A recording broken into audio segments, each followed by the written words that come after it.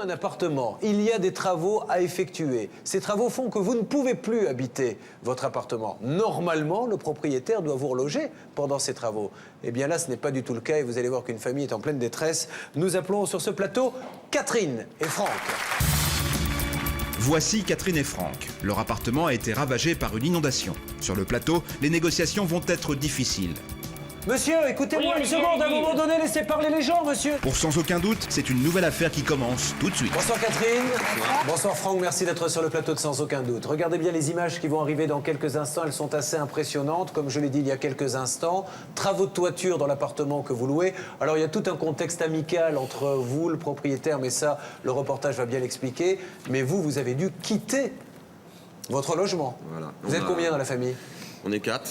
2 enfants? Les 2 enfants et moi et ma femme. Obligé d'aller à l'hôtel? À l'hôtel pendant un temps et ensuite, je me suis fait héberger par ma mère qui a un petit appartement. Parce que vous ne pouviez plus payer l'hôtel?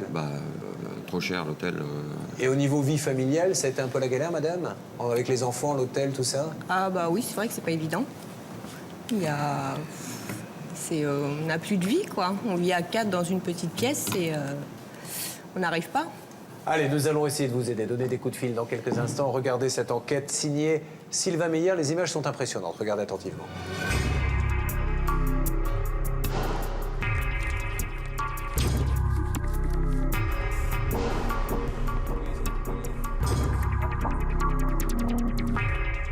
L'appartement que vous découvrez n'est pas à l'abandon. Il y a encore quelques semaines, ce logement était occupé. Franck, Catherine et leurs 2 filles y résidaient bien tranquillement. Bon, on va passer dans la salle à manger. Non, dans le salon. Ce qui était le salon, voilà. C'est plein de gravats. Je crois qu'il y a encore un peu d'eau là. Ouais. Le bureau. Lui, c'est encore pire. J'avais des pièces détachées, une carte vidéo, tout ça, bon, tout a pris l'eau. J'avais du stockage de matériel en dessous, les cartons, tout a pris l'eau, tout est pourri. Les bouquins, le sol est jonché de gravats, pardon, excuse-moi. Ouais. Il y en a partout. Là, on arrive au pire. Hein. Chambre des petites, placard à rangement de cassettes qui sont trempés, c'est les cassettes de Mickey, toutes les cassettes à Mickey qui sont mortes. Bon, la chambre des petites, c'est pareil, quoi. Là, c'est le pire. Ils ont tout détruit. Là, il y a 10 cm de gravats, 10 cm d'épaisseur sur le sol. Le canapé, on l'avait acheté il y a 2 mois. Cet été, on l'a acheté. On l'a acheté cet été, ouais. Les lits, là, ils sont tout moisis, Donc, leurs jouets, c'est pareil. Et dans toutes les pièces de la maison, le constat est identique. Moisissure, gravats, détritus, l'appartement est complètement dévasté. Mais que s'est-il donc passé? Retour en octobre 2004. À cette époque, le propriétaire de l'appartement engage un maçon pour rénover le toit de l'immeuble. Les travaux débutent, la charpente est mise à nu.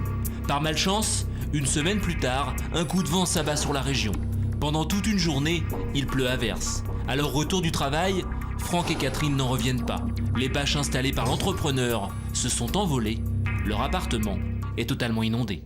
Quand je suis arrivé à 5 heures, ça pleuvait partout, sur toute la surface du plafond. Là, ça coulait, là, ça tombait on était, sur la table. Hein. C'était l'inondation, déjà 5 cm de flotte au sol, partout. Et puis tout le plafond qui dégouline d'eau sur les canapés, les meubles, les télés, toute l'eau tombait partout, quoi. Aussitôt, Franck décide de réagir. Avec sa femme et ses 2 enfants, il se réfugie à l'hôtel. Dans l'urgence, la famille loue une petite chambre, une dizaine de mètres carrés pour 4. Sans autre solution, ils vont y rester 18 jours, montant de la facture 2 700 €. Avant, on habitait dans notre appartement de 100 mètres carrés, on avait de l'espace, c'était agréable, c'était spacieux. Et là, se retrouver ici, entre 4 murs, pendant 15 jours, c'est dur à vivre. Hein. Dès le lendemain, Franck revient sur les lieux. Le constat est effroyable. Les murs sont imbibés d'eau, le plafond risque de s'effondrer à tout moment, les lits sont inutilisables. Tous ses souvenirs sont détruits, mais aussi ceux de ses enfants. C'est mort, c'est fini, on les aura plus, quoi. Photos de classe. Elle n'aura plus jamais de photos de ses copains à l'école. C'est des trucs qu'on garde toute sa vie, ça, les photos de classe et les photos de l'armée. Toutes ces photos-là, bon. Voilà. Très vite, Franck s'interroge. Le maçon a-t-il correctement protégé son chantier? Il ne lui faut que quelques minutes pour se forger un avis. Pour lui, c'est clair, il y a une négligence. Ah bah, s'ils avaient tout protégé comme il faut pour faire le boulot comme des vrais professionnels, il n'y aurait pas eu ça, quoi. Ce serait toujours nickel comme c'était au départ. Le problème, c'est ça, c'est que les gars, ils travaillent, ils mettent pas de bâche ou mettent un bout de plastique à la va-vite, et puis premier coup de vent, bah, ça y est, c'est fini, quoi. Ça passe à travers et tout est détruit, les meubles. Franck est un professionnel du bâtiment. Pour lui, c'est évident, le maçon a mal fait son travail. À la base, ils ont mis ça, du polyane comme ça.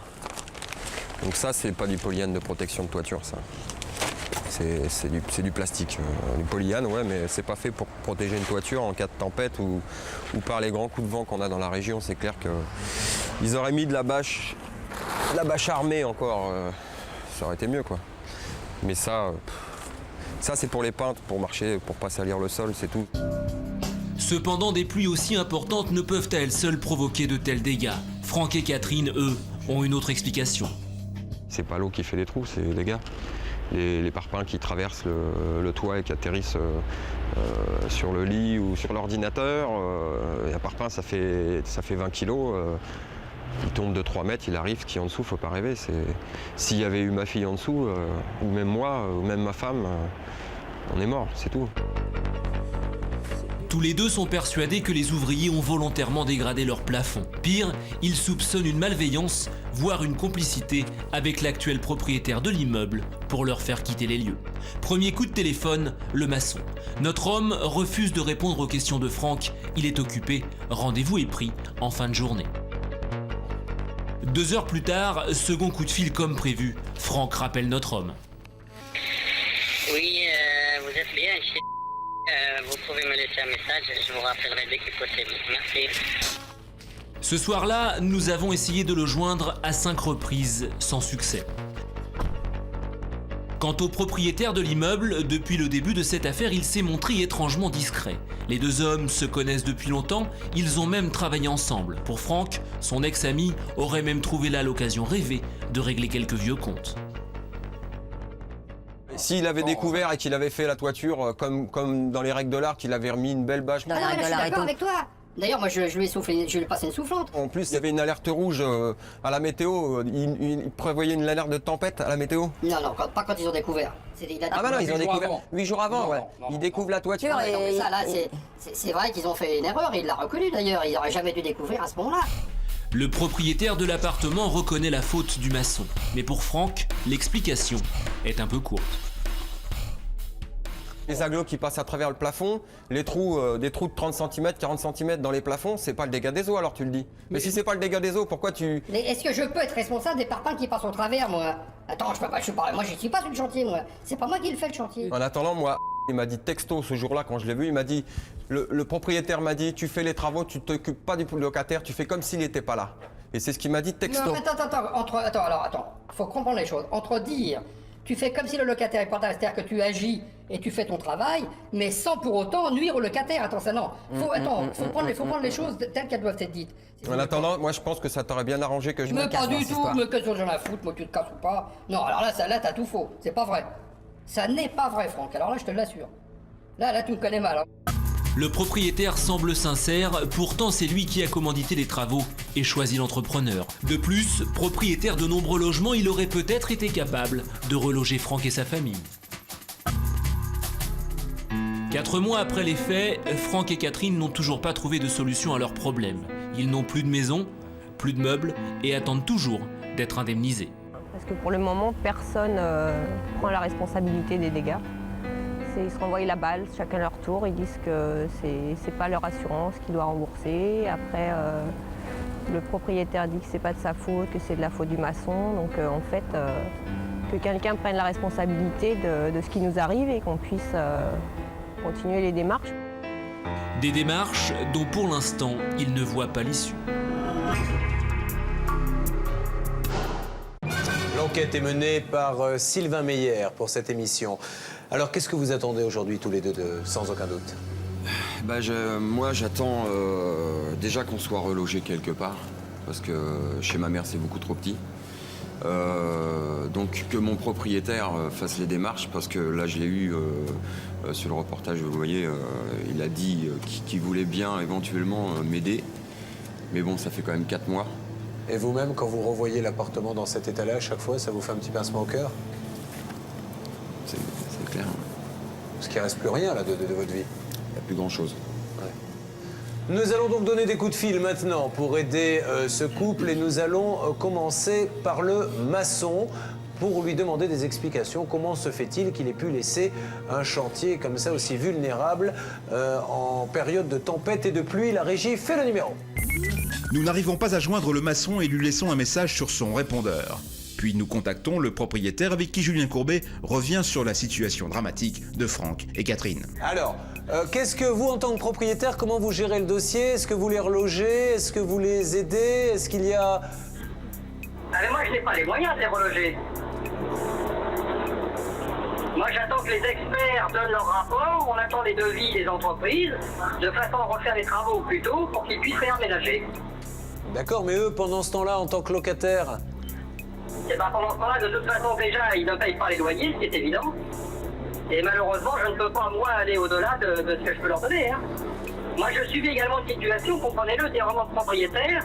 J'ai subi des dégradations des murs, des plafonds, enfin, d'un tas de choses, si vous voulez. Donc, je suis également, moi, lésé. Je voulais juste savoir, quand je t'ai vu il y a quelques jours, là, tu m'as dit que tu étais prêt à m'aider pour me trouver un logement ou me payer un loyer pour... Non. J'ai dit que je pouvais t'aider à trouver un meublé pendant 2-3 mois, le temps de faire des travaux dans l'appartement. Voilà. Et alors, t'as trouvé quelque chose, non?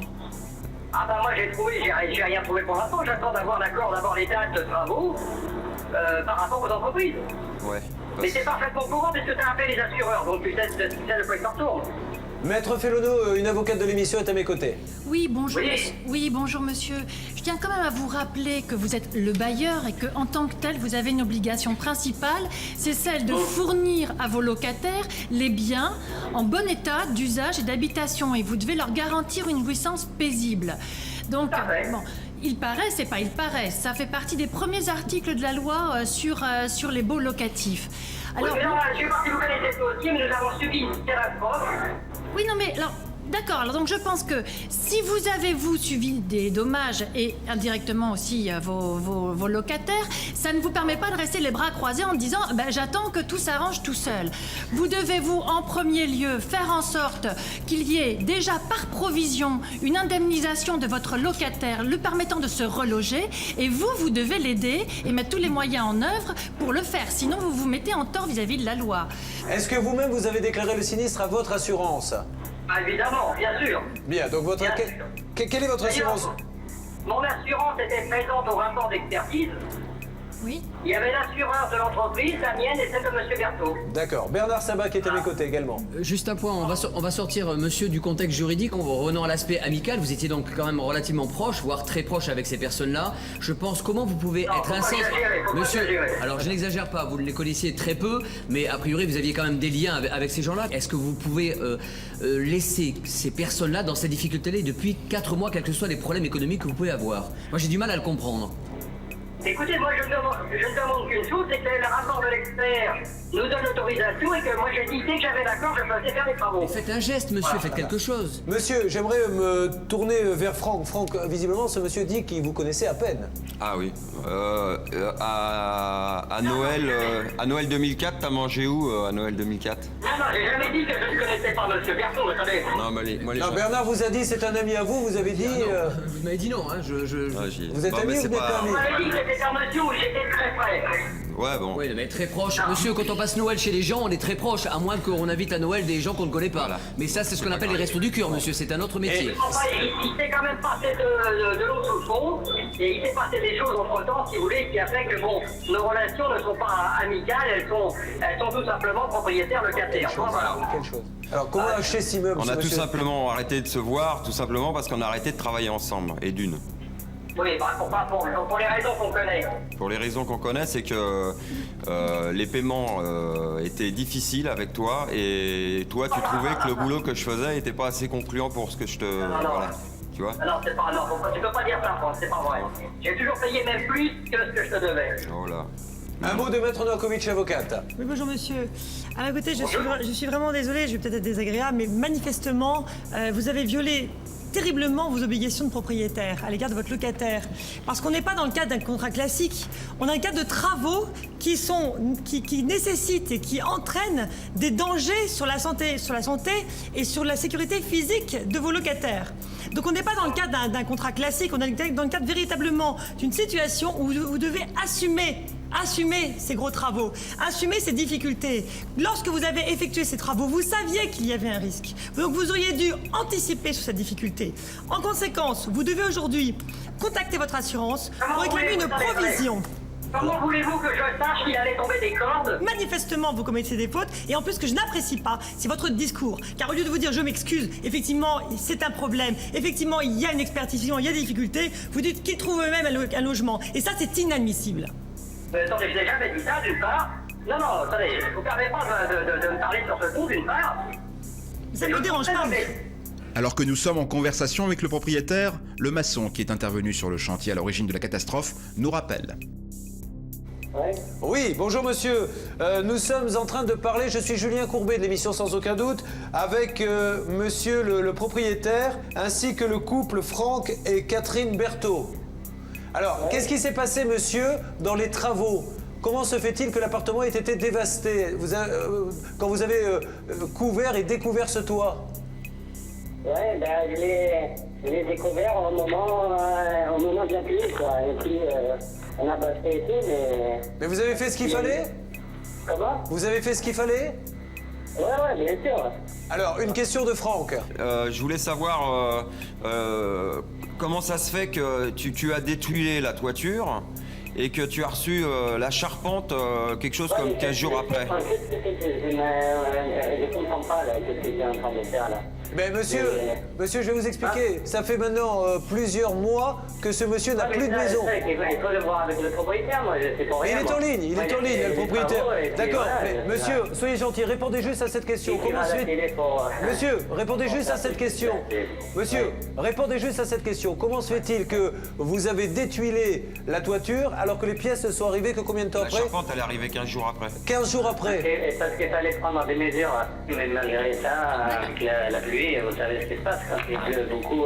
Mais oui, mais ça, monsieur, c'est les inconvénients, c'est le risque du métier. Ça, c'est la première chose. C'est vrai. C'est que si on bâche, c'est justement parce qu'on pense qu'il va pleuvoir. C'est sûr qu'on prend moins de risques en plein désert si on enlève une toiture de se retrouver avec de la pluie en pleine nuit. Maître Michel. Je voudrais m'adresser aussi bien aux maçons qu'aux propriétaires. Ce n'est pas le problème du locataire de savoir aujourd'hui la faute de qui c'est. Vous êtes chacun assuré. Ça traîne depuis le 18 septembre. Ce n'est pas normal qu'ils n'aient pas encore reçu un centime. Et attendez, et comme ils n'ont pas reçu un centime, monsieur, comme ils n'ont pas reçu un centime, c'est pour ça qu'ils ne peuvent toujours pas se reloger. Est-ce que vous êtes prêts l'un et l'autre? Allez cet après-midi voir votre assureur l'un et l'autre pour demander à votre assureur qu'il verse une première somme pour qu'au moins ils puissent se reloger. Ah, oh non. Non mais monsieur, vous ne pouvez pas dire qu'ils émergeront entre eux parce que là, aujourd'hui, ce monsieur, il est drôlement gentil. Dans un instant, l'équipe de Sans aucun doute se mobilise autour de Catherine et Franck pour trouver une solution. Alors, aujourd'hui, est-ce que vous êtes d'accord pour... Alors, qui a raccroché, qui est toujours en ligne? L'affaire semble délicate, notamment avec l'assureur censé couvrir le sinistre. Monsieur, écoutez-moi une seconde, à un moment donné, laissez parler les gens, monsieur, sinon... Si vous... suffit de crier. Mais non, mais c'est vrai, au bout d'un moment, c'est agaçant, je vous pose une question, j'ai même pas le temps de la finir que vous parlez déjà. La suite de notre enquête, dans un instant, dans Sans aucun doute.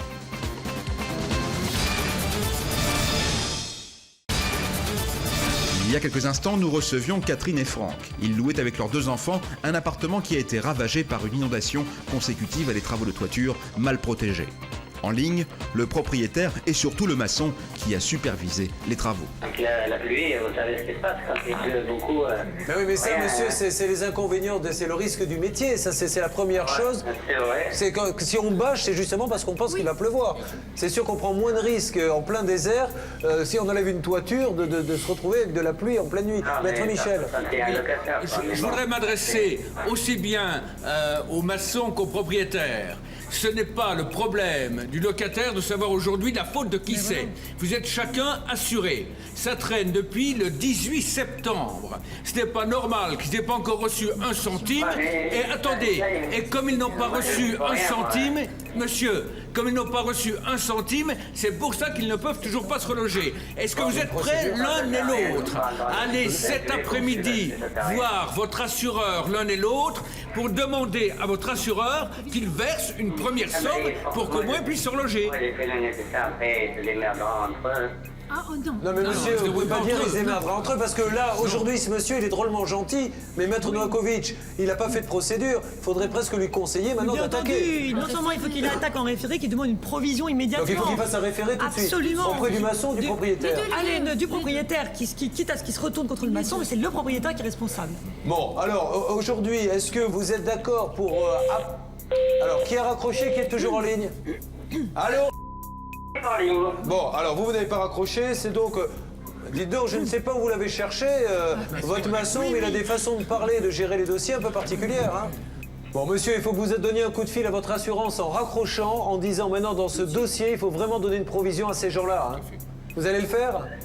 Donnez-moi vos coordonnées. Je vais vous les donner et on se rappelle en début d'après-midi? S'il vous plaît. Comme convenu, le propriétaire nous rappelle 2 heures plus tard. Nous découvrons alors que le système électrique de l'appartement loué par Catherine et Franck n'était pas aux normes en vigueur. Je peux encore vous confirmer que dimanche matin, j'étais sur place à l'appartement avec un électricien pour faire activer les travaux.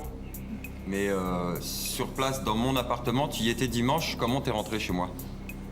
Non, je suis allé sur place et je lui ai décrit avec les plans et on a vérifié les compteurs. D'ailleurs, c'est comme ça qu'on s'est rendu compte qu'il n'y avait pas de disjoncteur et que l'installation n'était pas aux normes. Donc l'électricien, de toute façon, ne veut pas intervenir tant qu'on ne refait pas l'électricité aux normes. Ça veut dire que l'appartement qu'il louait n'était pas aux normes électriques, c'est ça? Non, absolument. Mais moi, je l'ai acheté, si vous voulez, monsieur Courbet, encore une fois, quand j'ai acheté cet ensemble immobilier, je l'ai acheté avec le locataire. De toute façon, l'électricité à refaire entièrement, ils ont coupé les fils là-haut, ils s'en sont servis pour accrocher les bouts de bâche, les fils.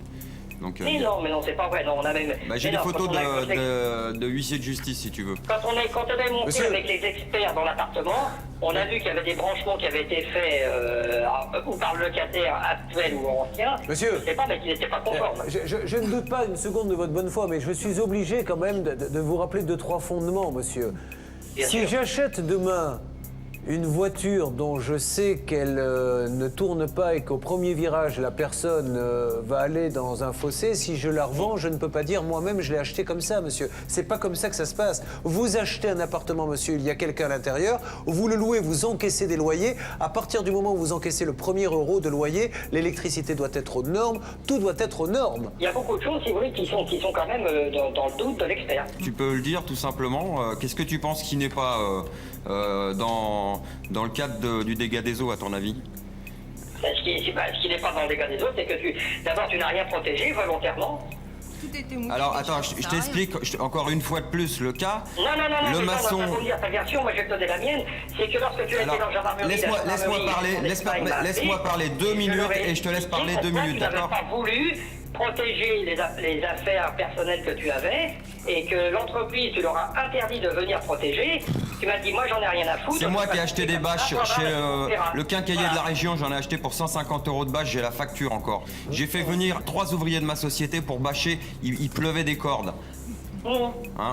Donc tu vas pas dire que j'ai pas bâché. Maintenant les gars ils ont travaillé pendant 15 jours sur la toiture. Pendant 15 jours ils ont marché, ils ont rien protégé au niveau des sols. Le plancher tu sais comment il est là-haut. Tu sais que c'est du plâtre. Donc là faut pas rêver, c'était obligé que les plafonds ils s'effondrent.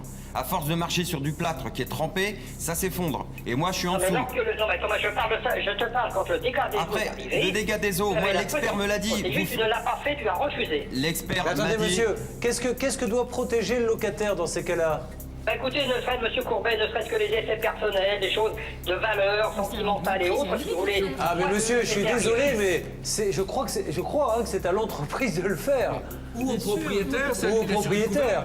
Attendez, monsieur Courbet, d'abord, d'une part, moi je n'étais pas présent, donc ça, si vous voulez... Non mais là, vous n'êtes pas présent, mais vous êtes en train de l'accuser de ne pas avoir protégé. C'est pas lui de protéger. Bon, alors ce que je vous propose... De toute façon, moi, si vous voulez, qu'on me mette en cause, après tout, moi je veux bien. Mais- Monsieur Berthaud, quand il est venu la semaine dernière me menacer de me mettre au pénal et tout ce qu'on voulait, il avait déjà vu l'entreprise, il vous avait déjà vu, il m'a jamais raconté tout ça. Enfin, ce qu'il faut, c'est que les travaux soient faits, monsieur, et ça, je pense que c'est un but Monsieur, commun. est-ce que je Il peux faut appeler œuvrer. votre assurance pour leur demander de verser une provision? Mais bien sûr que je Alors, vous autorise à le faire. vous me donnez... C'est très gentil, vous me donnez les coordonnées? Mais évidemment, attendez, ne quittez pas. Merci 1000 fois, monsieur. C'est le moment d'organiser un duplex téléphonique entre le propriétaire et sa compagnie d'assurance. Sur le plateau, Julien Courbet demande des explications à l'assureur. Est-ce que vous savez d'où vient le dégât des eaux? Oui, de la toiture. Voilà. Et donc, lui, il est locataire, il a rien demandé. Il y a des travaux qui sont faits. Le Il a toit- rien demandé, attendez. Attendez, laissez-moi finir, monsieur. Non, il a rien demandé. C'est pas lui qui a demandé à faire les travaux. C'est pas lui, c'est le propriétaire qui a fait les C'est pas lui travaux. qui a demandé à faire les travaux, mais si c'est lui qui subissait les conséquences, c'est quand même quelque chose de grave.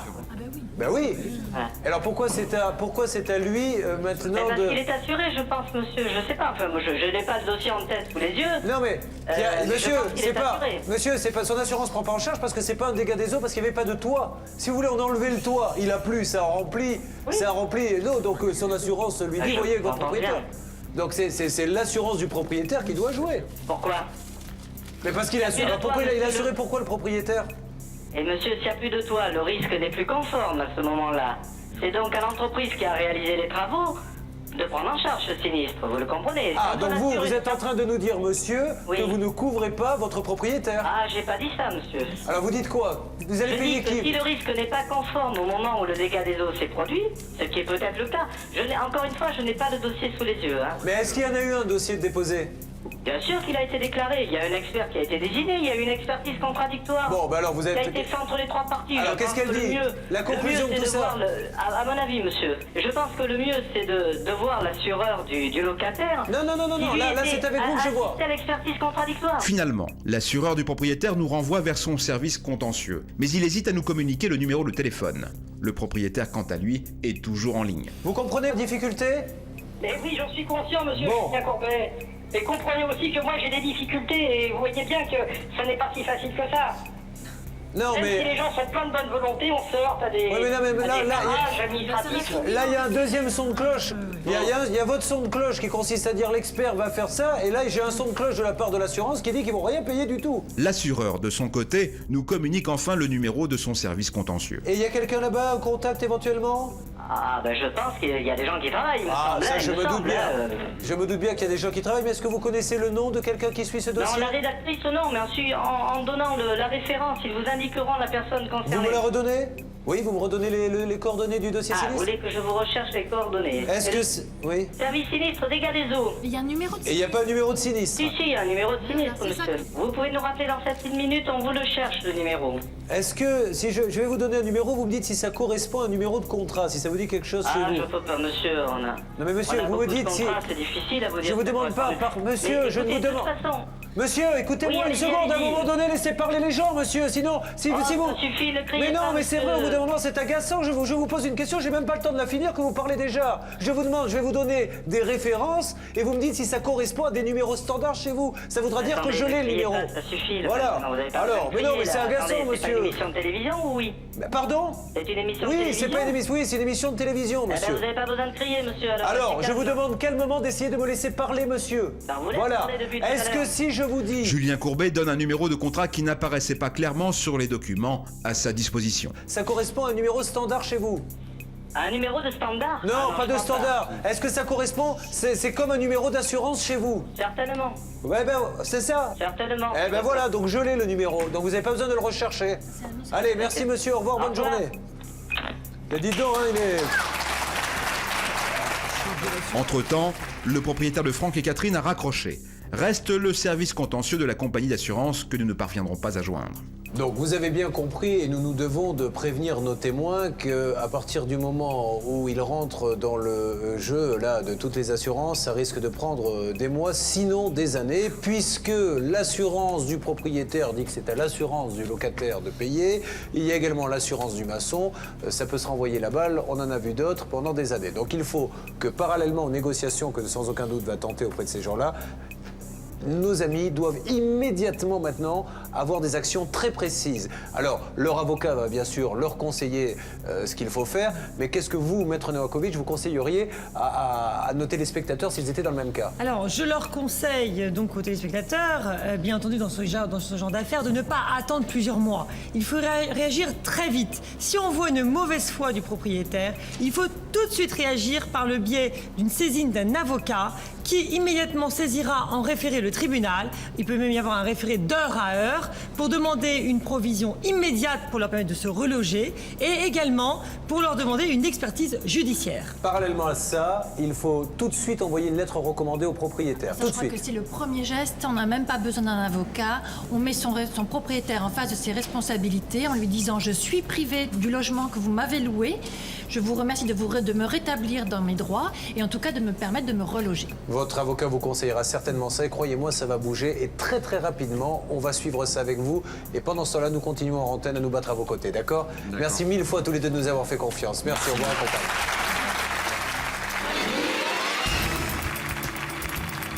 Le dossier de Franck et Catherine est complexe. Bien entendu, nous suivons l'affaire dans Sans aucun doute. Sans cette émission, ça traînait encore 6 mois, je suis sûr et certain. Il fallait absolument que je passe par cette émission-là, sinon on s'en serait jamais sorti de toute façon.